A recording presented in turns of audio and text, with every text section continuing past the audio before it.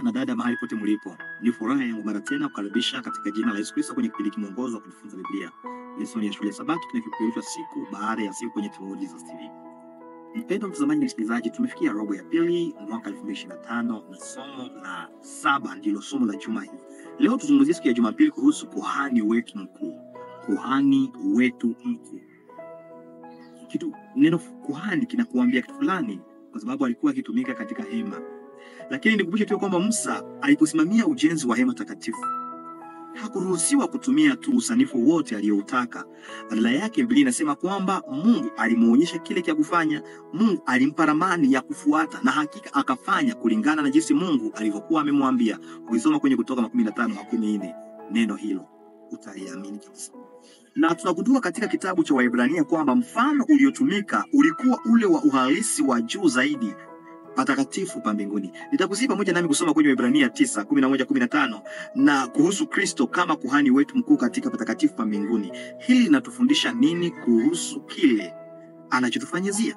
Basi tukibarikiwa na somo, tumkaribishe Roho Mtakatifu.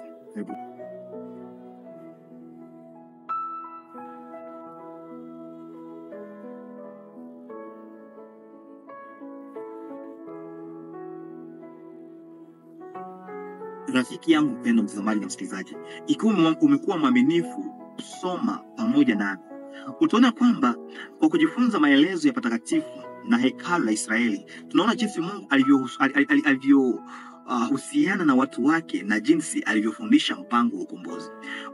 Ukiona patakatifu, ukisoma Biblia kwa undani sana kabisa, utaona kwamba patakatifu ilikuwa inawakilisha Yesu. Ndio, hema hiyo ilikuwa inawakilisha Yesu. Hata kazi za kuhani, hata vyombo vingi vilivyokuwa vikitumika katika patakatifu, vyote vilikuwa vikimwakilisha Yesu Kristo.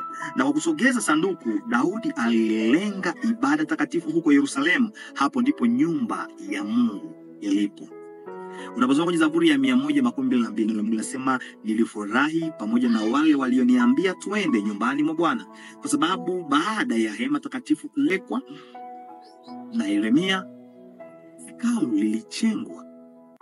Kwa hivi hekalu lilikuwa limejengwa tayari na Suleiman na lilikuwa huko Sayuni. Kwa hivi Daudi pia akasema nafurahi wanapomwambia aende nyumbani mwa Bwana. Kwenye Zaburi ya 112 inazungumzia kinabii kukusanywa kwa waliokombolewa katika Yerusalemu mpya. Sio tu Yerusalemu ya dunia, lakini inazungumzia Yerusalemu mpya. Itatufunza namna kuabudu katika patakatifu halisi pa mbinguni. Kulingana na Waebrania 8:1-2, 9:11-12, na Ufunuo 14:17-11:3.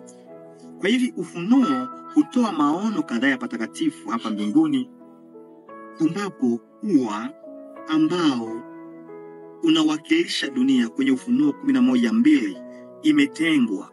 Tunaona kinara cha taa kwenye Ufunuo sura ya 4:5. Tunaona pia madhabahu ya dhahabu kwenye Ufunuo 8:3, 14:18 na 16:17. Tunaona pia sanduku la agano kwenye Ufunuo 11:19.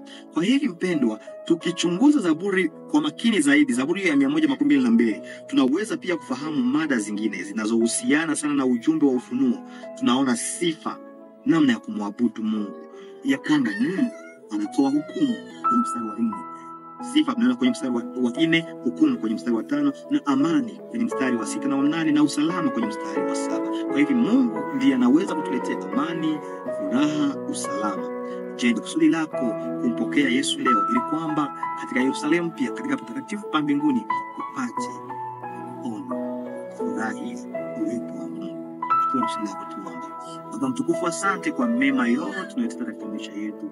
Njoo uwe pamoja nasi daima na kubariki mtazamaji na msikilizaji. Sote pamoja ukija mara ya pili tu miongoni mwa watakaoingia katika Yerusalemu pia na kuona uhalisi wa patakatifu katika jina la Yesu Kristo. Amina. Ndugu yangu, usiache kusubscribe, like na share.